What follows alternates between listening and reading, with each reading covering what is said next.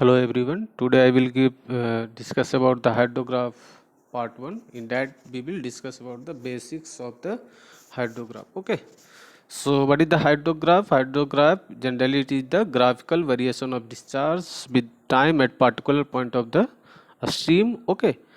And nature of hydrograph mainly depend on the rainfall and watershed characteristics. Okay, so as you can see in the figure, it is the what it is the discharge in on y-axis and time in hours or days in x-axis. Okay, so some parts are also there. So ma ma you can see like that, base flow recessions, and ab is the rising limb, bc is the crease segment, and cd is the falling limb.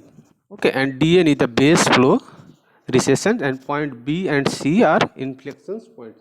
We will discuss that thing later in detail. Okay, so now next is the factors affecting hydrograph.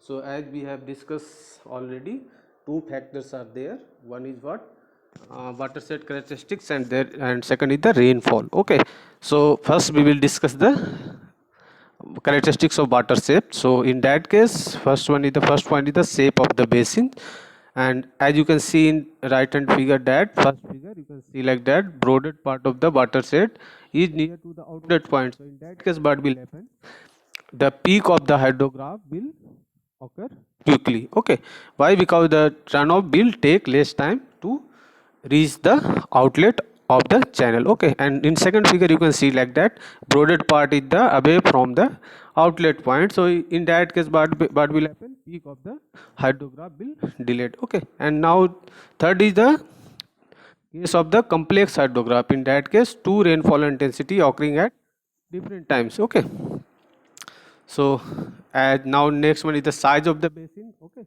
so basically two types is there.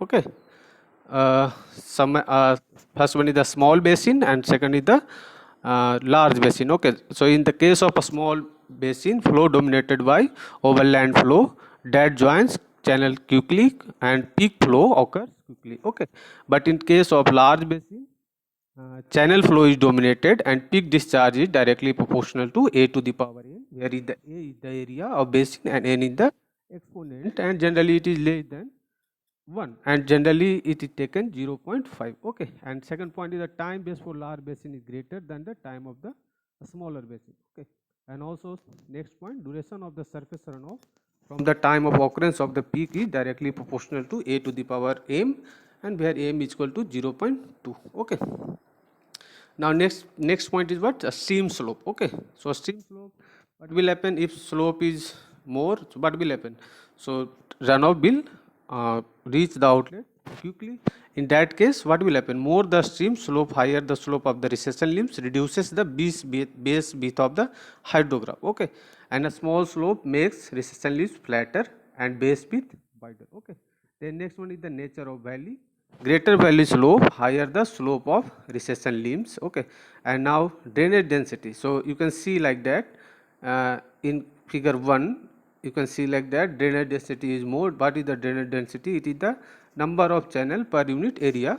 So you can see in that figure, more the channels are there, so that in that why a, in case of a, what will happen, peak of the hydrograph occur quickly. And now you can see in the figure b, where the drainage density of the catchment is less. So in that case, what will happen, peak flow of the hydrograph will delayed. Okay, so you can, now you can see in that figure, peak of the hydrograph in figure a will occur quickly and delayed in case of b. Okay, okay, so now next one, land use. Okay, so land use, what will happen if vegetation are there, so what will happen, loss of water will be there, and in that case, what will happen, higher the vegetation density, lesser is the peak flow, means peak flow of the hydrograph will suppressed or delayed. Okay, now next one, surface depression.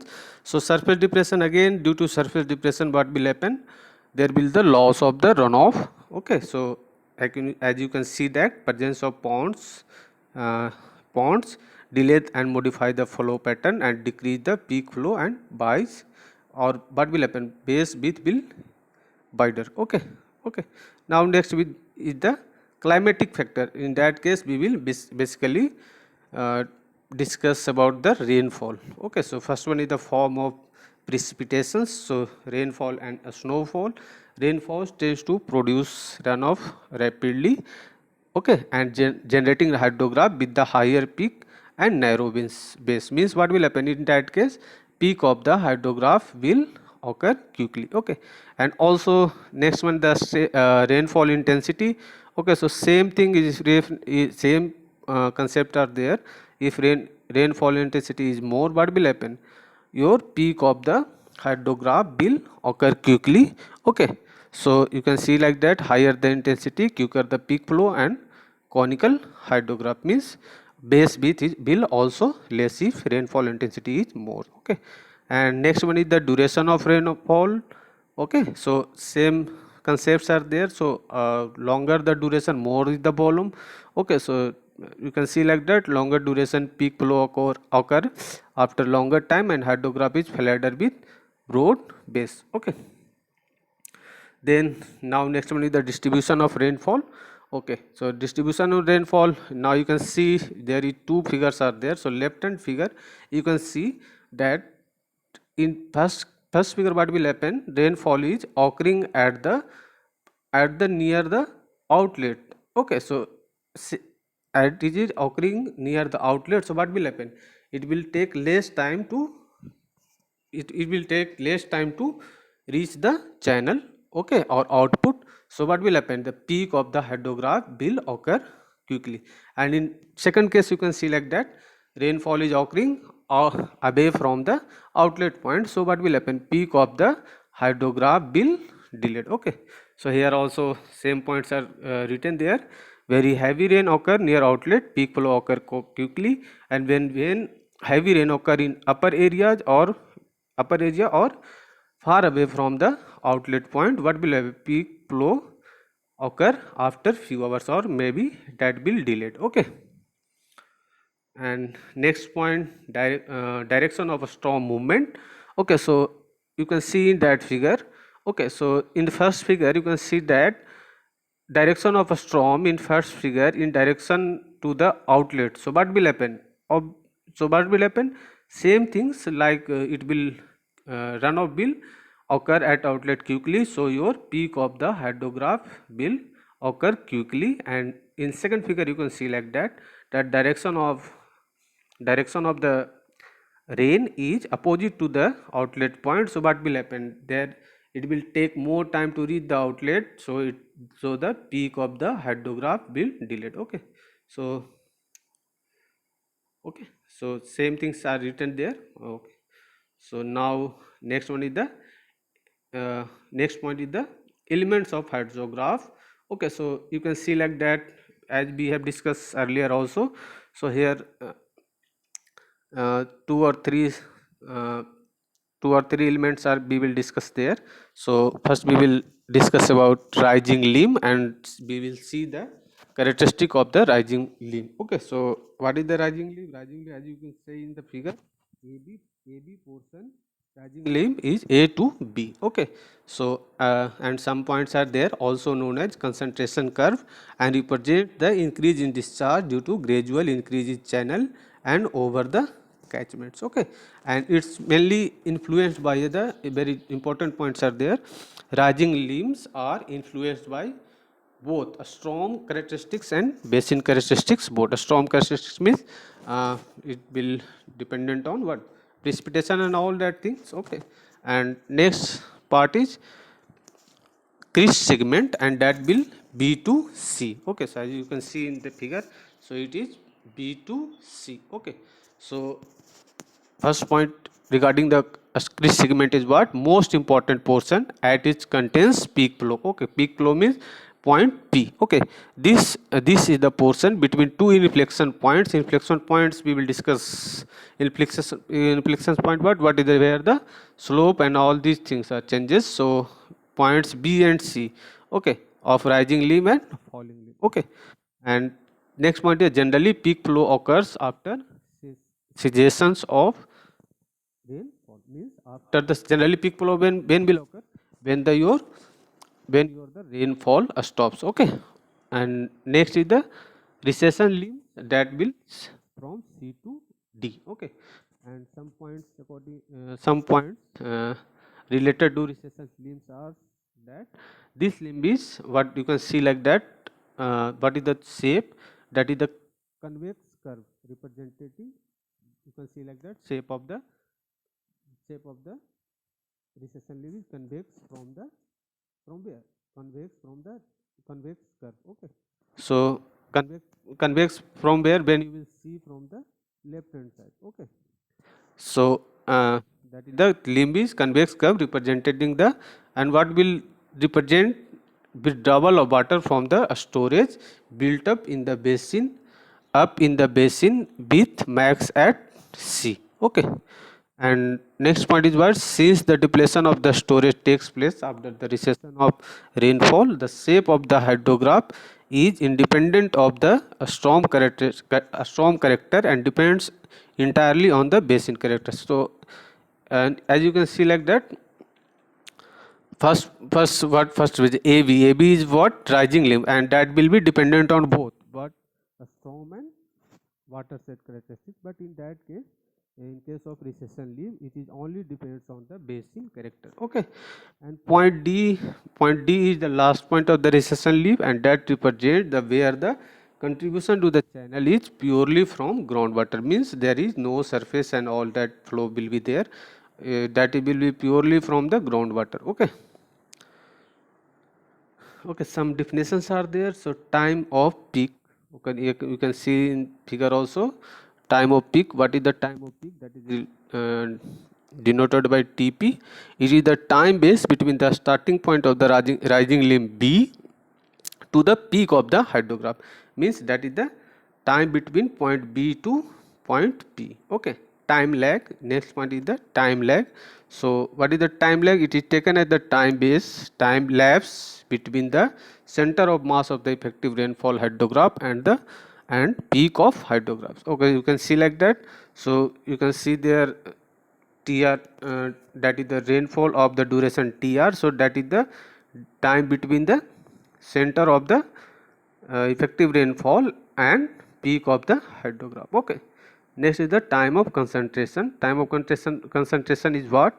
It is the time taken by the raindrop at farthest point of the catchment to reach the outlet. Okay, so what is the time of concentration? Time of concentration means as catchment at catchment when point which is at the farthest point or at the remote point, and from there if the runoff will be if the after precipitation what will happen, there will be the runoff. So time taken by that runoff to reach to the that outlet point. Okay, and also some formulas for TC also there. So that is basically given by Kirpi's formula, and that is equal to the 0.0002 sorry, again I will repeat, TC is equal to 0.000323 multiplied by L to the power 0.77, then multiplied by S to the power minus 0.385. Okay, and that TC will be in hour, and L is what? Maximum length of travel of water, means length means farthest point to the output. Okay, and S is what? Side of slope of the channel, and that is equal to H by L, and H is what? Difference of elevation between remote point and outlet point. Okay, and next point is also basically time to peak plus plus a storm duration, means TC is equal to also equal to TP plus TL. Okay, and another formula is also there. TC is equal to 1.42 multiplied by TR. Okay, so next one is the time base of the hydrograph. Time base of hydrograph, it is considered as the time between the starting of the runoff hydrograph from where, that is from B to the end of the direct runoff from point E, means that is the time between the point B and point E, and it is equal to TC plus TR. What is the TC? TC is the time of concentration, and TR is what? TR is what? TR is the duration of storm durations or precipitation duration. Okay, so and now next we can see some direct runoff. What is the direct runoff? As you can see in figure, there is the precipitation. So what will happen when the precipitation will be there? What will happen? It will, first of all, it will what? Soil will absorb and get saturated, and after saturation what will happen? There will be the accumulation of water on the surface, and if some slopes are there, so what will happen? That will be the free flow of that accumulated water, and that will join to the nearby some streams or channels or maybe some rivers also. So now you can see in definition also, it is the part of the precipitation which appears quickly as flow in the river. Okay, and what does it includes? It includes surface runoff. Surface runoff means what? The runoff which will flow on the surface, prompt interflow, rainfall on the surface of on the stream. Okay, a stream, and snow melt means some, maybe some precipitation on directly on the surface of river or stream also. So that will also include in direct runoff. Okay, so direct runoff is equal to what? Surface runoff plus subsurface runoff. Okay, next is the base flow. What is the base flow? So as you can see in the figure, what will happen? There will be the precipitation on the surface. Then what will happen? There is, when the precipitation will be there, what will happen? First of all, soil will absorb the water and get saturated. And what will happen? That percolated water goes to seep, and after long time, what will happen? It will join to the groundwater flow, and that will recharge your groundwater table, and from that groundwater table there will be the delayed flow to the your stream or delayed flow to the stream or rivers. Okay, so that part is known as base flow. So basically that is the delayed flow. Okay, so you can see there the part of runoff represented by a hydrograph which receives the water from groundwater storage is called base flow. Okay, so total runoff is equal to direct runoff plus base flow. Okay, and also you can see next point, when a storm hydrograph is available. Okay, that is what, how we will convert the storm hydrograph to direct runoff hydrograph. So when you will subtract the base flow from the storm hydrograph, what will be the remaining? That will be the direct runoff hydrograph only. Okay, so now next point is the base flow separations. So here three methods are there, so you can see in that figure. So three methods are there. So methods one, so method one we can see like that, that is the AB line joined by AB. So how we will apply the method one? So what will happen? Join the starting and end points A and B of surface runoff by a straight line. So how you will know how we will locate A and B point? So point A is easily identified by noticing that what sharp changes in the runoff at that point. Okay, and point B, how we will locate it?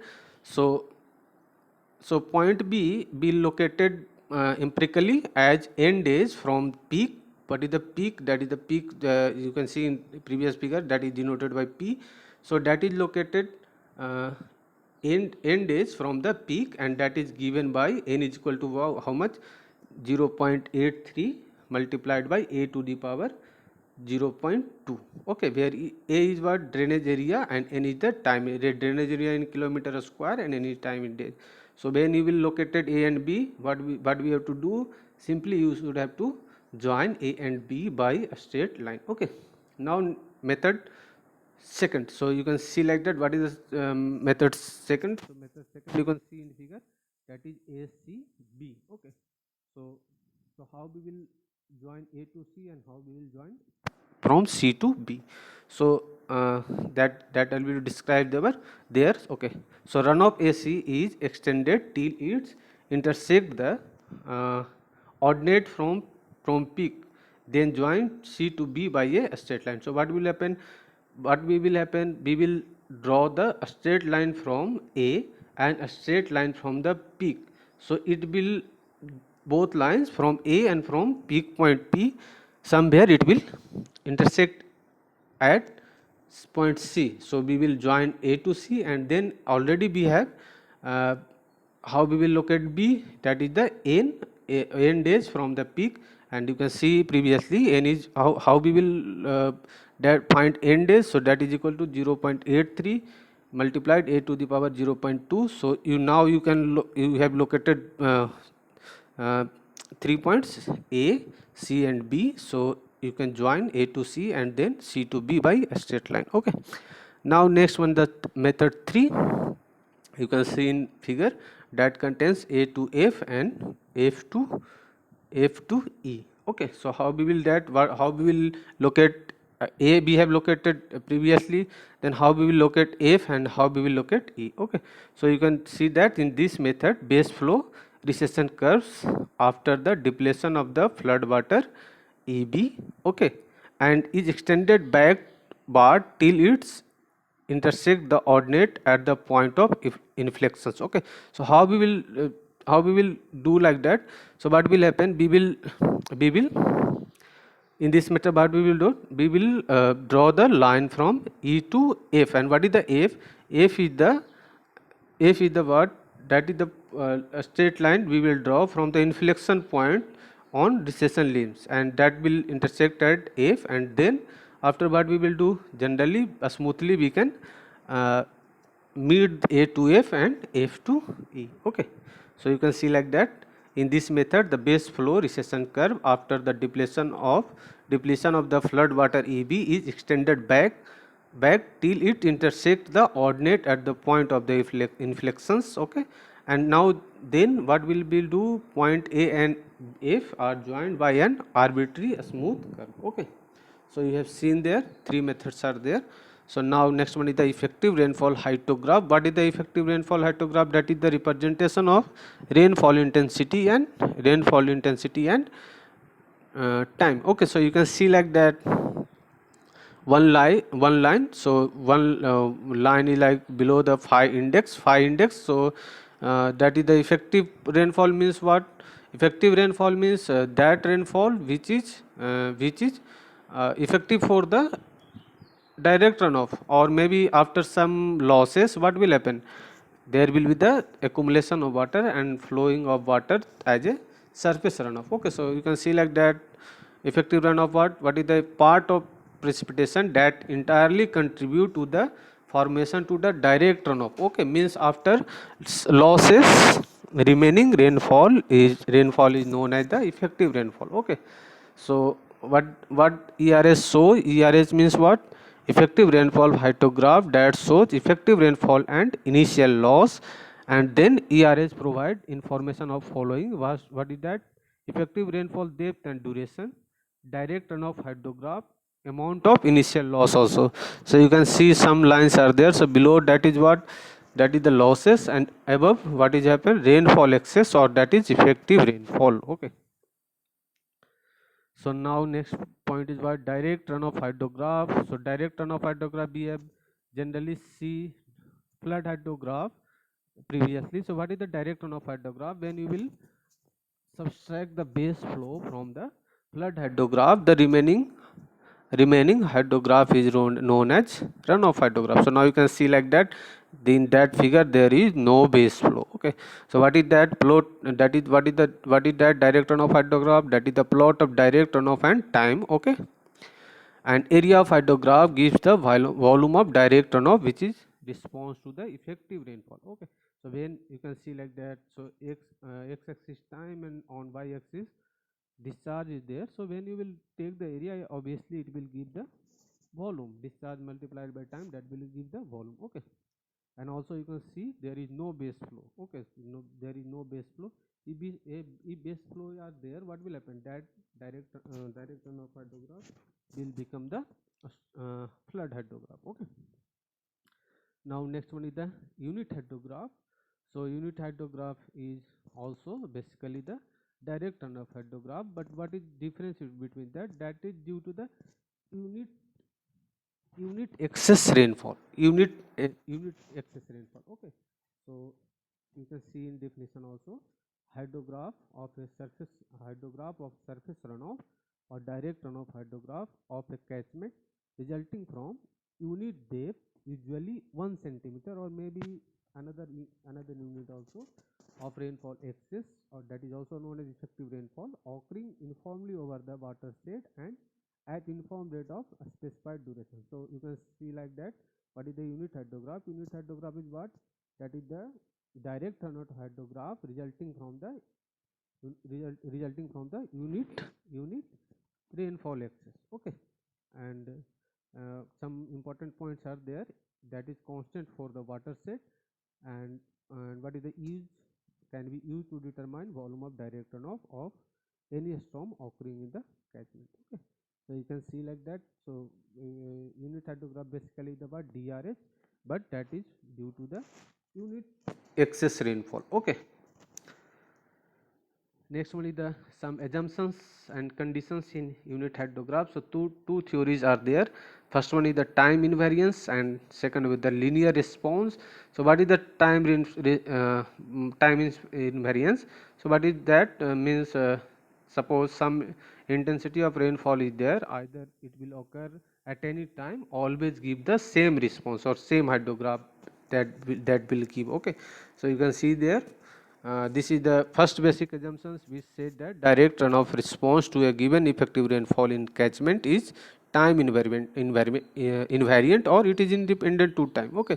Second point is that DRH for a given effective rainfall in a catchment is always same irrespective of the time when it is occurs. Okay, means either it will occur at any time, or either it will occur at different time, it will give the same response. Okay, and second one is the linear response.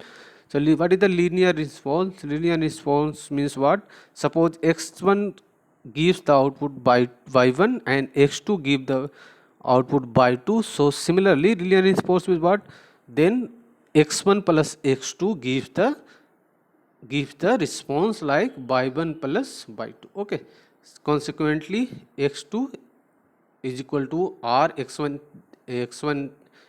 then y2 is equal to r by 1. Okay, so that is a linear response means, but suppose x1 give by 1 or x2 give by 2, then x1 plus x2 give the by 1 plus by 2. Okay, and that is the most important assumptions of uh, unit hydrograph theory that will be very helpful in solving the problem. Okay, so now next one is the derivation of unit hydrograph, how we will convert the DRH, direct runoff hydrograph, to unit hydrograph. Okay, so first of all, suppose you have given the flood hydrograph. So first of all, what we have to do, you have to convert the flood hydrograph in direct runoff hydrograph. So how we will do?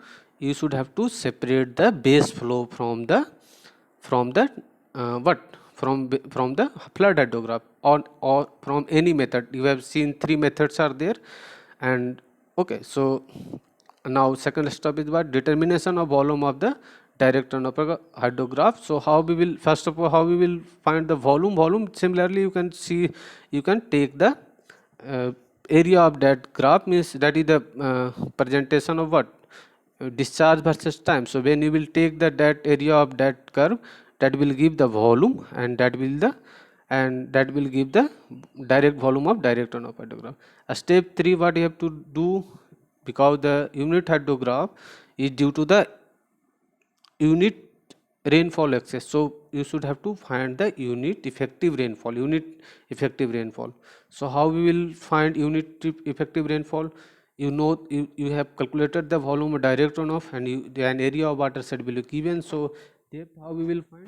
Volume by area. Okay, and last is the what? Determination of oddness of unit hydrograph. So what we will do? So we will do we will divide the ordinate of direct runoff hydrograph by effective rainfall excess. Okay, so I will summarize that points, how we will convert. First of all, we will convert the flood hydrograph to the direct runoff hydrograph by subtracting the base flow. Then what we will find? We will find the area, we will find the volume of runoff. Okay, so volume of runoff, how we will find? We will take the area of, we will find the area of that graph or representations. Okay, and how we will find effective rainfall excess? We will divide that volume by area of water set, and then last one is the conversion of direct runoff hydrograph to unit hydrograph. So what we will do like that, we will divide the ordinate of DRH by effective rainfall excess, and that will be the what, ordinate of unit hydrograph. Okay, and last one is the plotation, means graphical, that thing is there. So now next is the application of unit hydrograph. So there is some points are there. First one is the can be used to determine volume of direct runoff of any storm occurring in the catchment. Same things are there. So you can find the volume of direct runoff hydrograph, because that is the unit hydrograph is what? The unit hydrograph is the direct runoff hydrograph occurring from the unit rainfall excess. Okay. Then as we seen previously, we are converting the what? Flood hydrograph to unit hydrograph. So we can also convert unit hydrograph to flood hydrograph also, and also construction of other unit hydrograph. So you can convert, suppose 4-hour unit hydrograph is there, so you can convert that in 8 hours, 12 hours, or maybe in 6 hours also. So here two cases are there. First case is what? When T naught, a small T naught is equal to N capital T naught. So what is the a small T naught? A small T naught is duration of hydrograph to be obtained, and capital T naught is what? Duration of given hydrograph. And if the value, if the N is what? Integer value, then in that case what will happen? We can find the required hydrograph by lagging and superimposing. Okay, so as we can say like that, suppose 6-hour hydrograph is given and we have to convert it in 12 hours. So you can see the relation, what is 12 hour? 12 hour is equal to 2:6. So here value of N is integer. So in that case basically very simply we can find the 12-hour unit hydrograph by lagging and superimposition. But suppose 6-hour unit hydrograph is given and you should have to find the 9-hour unit hydrograph. So what will happen? Here N is not integer, that is 1.5. So that is fraction value. So in that case we can't make the unit hydrograph by lagging and superimposed. So in that case we will use a special method that is known as S-curve method. So in next video we will see the various numerical problem on hydrographs. So thank you very much for listening. So please like and subscribe. Thank you once again.